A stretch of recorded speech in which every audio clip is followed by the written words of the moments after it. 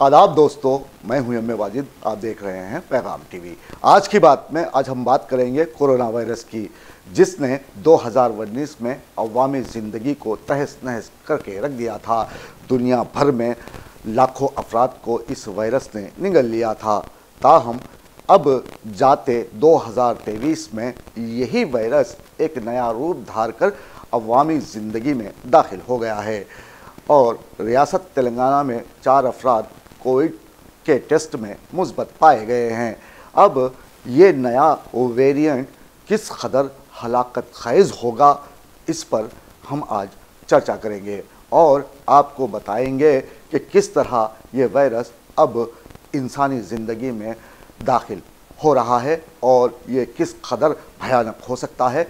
पेश है इस मामले पर हमारे नुमाइंदे मोहम्मद फारूक की ये रिपोर्ट। नए साल की आमद है, वक्त तेजी से गुजर रहा है। इस बात से खते नज़र कि ये कमरी या फिर शमसी साल होगा। एक नई तारीख, नए बाब की शुरुआत होने वाली है। जनवरी की पहली तारीख से हर रोज अफराद की जिंदगी का एक पलटता जाएगा और हर रोज एक तारीखी सफ़ा मौरिस वजूद में आता रहेगा। खुश नसीब होंगे वो अफराद जिनको तारीखदां अपनी तहरीरों का हिस्सा बनाएंगे, क्योंकि कलम वो सब कुछ समेटना पसंद करता है जो आलमी हदों को छूते हुए इंसानियत के इक़दार को बुलंदी के आसमानों पर ले जाए। अगर हम गुजरे हुए पिछले साल पर नज़र दौड़ाएंगे तो हमें साफ तौर पर दिखाई देगा कि इस साल टेक्नोलॉजी के तूफान ने सब कुछ बदल कर रख दिया। दुनिया सिमट गई तो दूसरी तरफ दूरियों और नफरतों के गुल खिले। रोज़मर्रा के अंदाज कुदरती जिंदगी से खाली किसी खोखली और मसनवी रविश पर चल पड़े।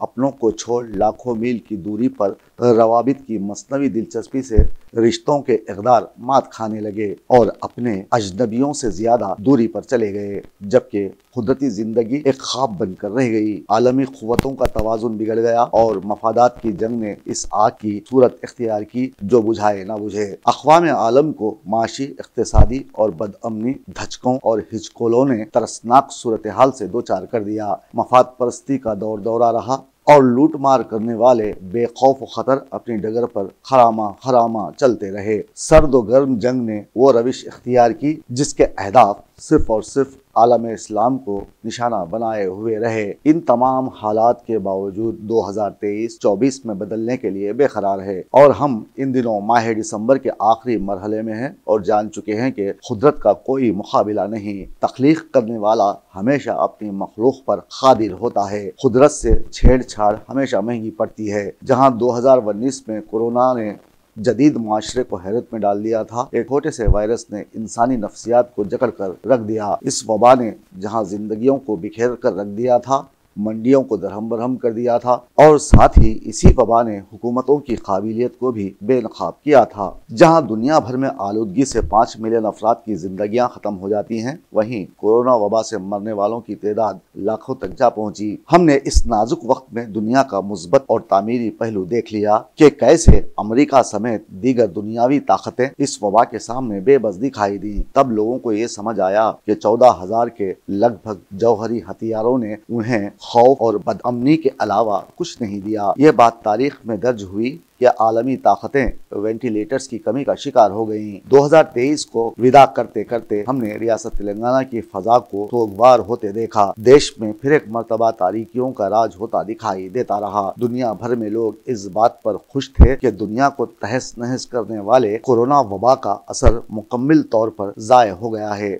लेकिन दिसंबर के इस माह में कोरोना का नया वर्जन फिर से अवाम के खून में शामिल होना शुरू हो गया। इस बात का एहसास ही डरा देने वाला है। दुनिया के मुख्तलिफ ममालिक में कोरोना की नई अक़साम के केसेस पहले ही रिपोर्ट हो चुके हैं। कोविड मामलों पर अवाम के अलावा हुकूमतें भी परेशान हो गई हैं। हिंदुस्तान में ये पहली किस्म केरला में मंजर आम पर आई, जिसके बाद मरकजी हुकूमत होश में आई और फौरी असर के साथ इस बारे में रियासतों को अलर्ट कर दिया। 3 सालों तक पूरी दुनिया में तबाही मचाने वाली कोरोना की वबा फिर से हिंदुस्तान में दस्तक दे रही है। इस बार कोरोना वायरस का नया और खतरनाक वेरिएंट सामने आया है। फिलहाल कोरोना का ये वेरिएंट इजराइल, बरतानिया, अमेरिका, डेनमार्क, इंडिया समेत दीगर ममालिक में पाया गया है। फिर एक मरतबा दुनिया भर में खौफ के दिन लौटते महसूस हो रहे हैं। इस वबा के सर उठाते ही लोगों में खौफ देखा जा रहा है। पिछले तजुर्बात को जब भी वो याद करते हैं तो लरज़ लरज़ जाते हैं। एक तरफ सारी दुनिया नए साल का इस्तेमाल करने के लिए बेताब है। 31 दिसंबर की रात नया साल मनाने के लिए तैयारियां अभी से की जाने लगी हैं। ऐसे में कोरोना वबा का नया वेरिएंट सामने आने से लोग समझ नहीं पा रहे हैं कि आगे की सूरत हाल क्या होगी, हमारे पास इसके दिफा की क्या सूरत हाल है। इस बात को समझने से खुद हुकूमत भी कासिर है। हुकूमत की जानिब से सिर्फ रियासतों के लिए अलर्ट जारी कर देना काफ़ी नहीं, बल्कि इस मामले को संजीदगी से लिए जाने की ज़रूरत है।